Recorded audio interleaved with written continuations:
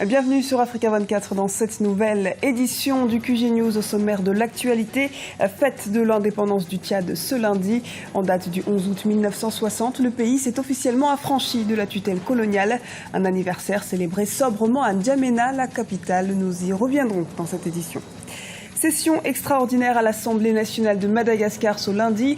À l'ordre du jour, le projet de loi sur la réforme du Conseil supérieur de la magistrature et le projet de loi des collectivités territoriales décentralisées. Et enfin, direction le Bénin où la campagne cotonnière 2014 a été un réel succès. Le gouvernement prévoit d'atteindre une production d'environ 400 000 tonnes supplémentaires pour la saison prochaine. Le Tchad est en fête ce lundi 11 août. N'Djamena, la capitale tchadienne, a abrité le 54e anniversaire de l'accession à la souveraineté nationale. Contrairement aux années précédentes, la cérémonie a été marquée par une célébration sobre placée sous le signe de la Renaissance, comme nous l'explique notre correspondant au Tchad, Daniel Aboki. Le Tchad célèbre son 54e anniversaire d'indépendance. Les festivités marquant la commémoration de cet anniversaire se sont déroulées ce lundi à la place des Nations à N'Djamena, la capitale du pays.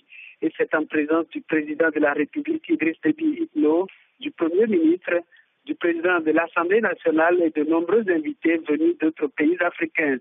La célébration de cette année est placée sous le signe de la Renaissance, une renaissance que les autorités veulent politique, sociale et surtout économique, avec une croissance forte de près de 8%. Cette 54e célébration a une touche particulière. Le président de la République, Idriss Déby Itno, l'a voulu sobre. On a donc assisté qu'à un défilé pédestre. Quelques jours après la clôture du sommet Afrique-États-Unis, la Fédération internationale des droits de l'homme dresse son bilan. La FIDH a tenu à interpeller les dirigeants africains et américains sur les droits de l'homme et appelle à des engagements fermes en faveur de la paix et pour le renforcement des processus démocratiques. Guillaume Durand. Même si la thématique des droits de l'homme n'était pas au centre des discussions lors du sommet Afrique-États-Unis, cela n'a pas empêché la Fédération internationale des droits de l'homme de se déplacer à Washington. Quelques jours avant le début de l'événement, la FIDH lançait un appel à destination des participants, un appel à des engagements fermes en faveur de la paix et pour le renforcement des processus démocratiques sur le continent. À l'issue du sommet, la Fédération dresse un bilan positif de ces rencontres. Le point qui a été mis en exergue concernait notamment les engagements que le président Obama et les autorités américaines doivent prendre par rapport à la protection du processus démocratique sur le continent africain, en tenant compte de tout ce qu'il y a comme rapport démontrant, noir sur blanc, de bilan négatif en matière de droits de l'homme, de respect de valeurs de dignité humaine. Créée en 1922, la Fédération internationale des ligues des droits de l'homme est particulièrement active sur le continent. La Fédération suit avec attention la situation au Sud-Soudan, en Centrafrique et au Mali. Je ne dirais pas qu'il y a de bons et de mauvais élèves, mais en général, nous constatons qu'il y a des crises et des conflits, comme au Soudan du Sud et en Centrafrique. Le continent est presque soumis aux attaques répétées des forces terroristes, alors que s'ouvre une vaste période d'incertitude avec près de 50 élections qui vont se dérouler d'ici 2016. La Fédération internationale des ligues des droits de l'homme compte 178 ligues membres dans plus de 100 pays. Elle coordonne et soutient les actions de ces ligues et leur apporte un relais sur le plan international. Dans l'actualité également, en Centrafrique, l'ex-Séléka refuse de participer au prochain gouvernement de M. Mahamat Kamoun. L'ex-rébellion centrafricaine conteste la nomination de ce nouveau Premier ministre. C'était pourtant l'un des enjeux après la signature d'un accord de cessez-le-feu à Brazzaville il y a 2 semaines entre protagonistes de la crise centrafricaine.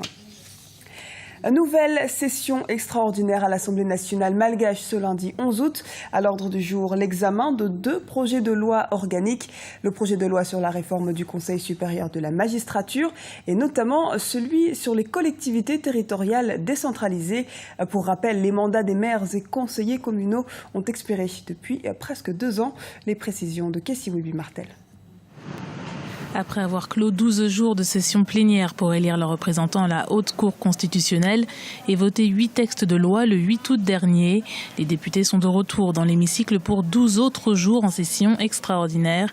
Au menu des travaux, les projets de loi organiques portant sur le Conseil supérieur de la magistrature, notamment réclamés par les magistrats du pays. Les magistrats ont toujours demandé donc une retouche de la loi sur le CSM, justement pour essayer de disposer plus d'indépendance de la justice, parce que le CSM a entre autres pour fonction de gérer la carrière des magistrats. Donc il y a toujours cette appréhension des magistrats de voir donc leur carrière brisée en cas de protestation contre les... Au menu également le projet de loi sur la représentation de l'État et celui relatif aux ressources des collectivités territoriales décentralisées dont dépendra la tenue des élections communales. L'enjeu dans un premier temps, c'est le découpage.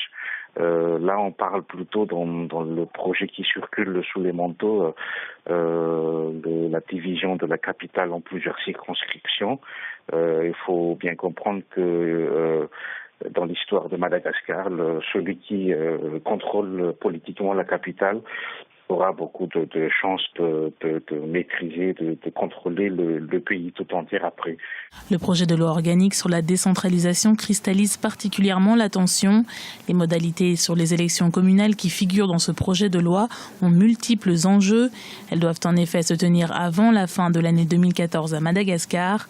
Le président R. Razaonariampiam s'y est engagé, mais aucune date n'a été fixée. Ces échéances électorales doivent pourtant faire partie du processus de retour à l'ordre constitutionnel après les élections présidentielles et législatives de décembre 2013.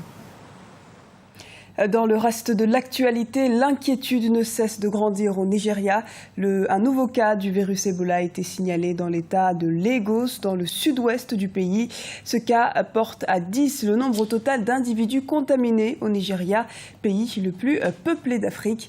Vendredi 8 août, le président nigérien Goodluck Jonathan a déclaré l'état d'urgence nationale. Le Nigeria a décidé d'accorder plus de 11,5 millions de dollars à la lutte contre l'épidémie. 307 000 tonnes de coton ont été produits au Bénin. Les résultats officiels de la campagne cotonnière 2013-2014 sont une satisfaction pour les autorités. Seule ombre au tableau, la perte enregistrée de 11 000 tonnes. Reportage de Sheraliowa Tawema, notre correspondante au Bénin. La dernière campagne cotonnière au Bénin a passé la barre de 300 000 tonnes. Au terme de la campagne 2013-2014, la filière coton a affiché 307 000 tonnes de production, soit une augmentation de 67 000 tonnes sur la précédente. Avec un rendement de 89,5% pour le compte de l'année écoulée, la filière a connu en l'espace de 2 campagnes un accroissement de 133 000 tonnes, soit 76,44% par rapport à la campagne 2011-2012. Sereine, les autorités évoquent une renaissance du secteur cotonnier. En termes de politique, vous avez premièrement des actions de sensibilisation, d'information, de communication avec les associations de producteurs. Et après ces différentes actions, il y a eu le prix des intrants agricoles, notamment par exemple l'engrais. L'engrais est subventionné de sorte que l'engrais revient aux producteurs à un montant, je dirais, qui n'est pas du tout égalé dans la sous-région. Si ces résultats semblent satisfaisants, il convient tout de même de souligner quelques dysfonctionnements survenus au cours de la récente campagne. Prévu pour mi-novembre 2013, l'égrenage a connu un démarrage tardif de 2 mois et demi. Bien que cette campagne soit relativement bonne, les spécialistes émettent quelques réserves sur les prévisions de la prochaine saison. L'État peut créer les conditions pour stimuler la croissance, pour motiver les agriculteurs, pour huiler les relations entre agriculteurs et opérateurs économiques en vue d'une meilleure production. Avec un objectif d'emblavure de 400 000 hectares au titre de la campagne cotonnière 2014-2015, le gouvernement prévoit d'atteindre une production d'environ 400 000 tonnes, une ambition qui pourrait se matérialiser grâce au renforcement de la cohésion au sein des acteurs de la filière coton. Et c'est la fin de ce journal. Il a été préparé par l'ensemble de la rédaction. Merci pour votre fidélité. Retrouvez dans un instant une nouvelle édition du QG News sur Africa 24.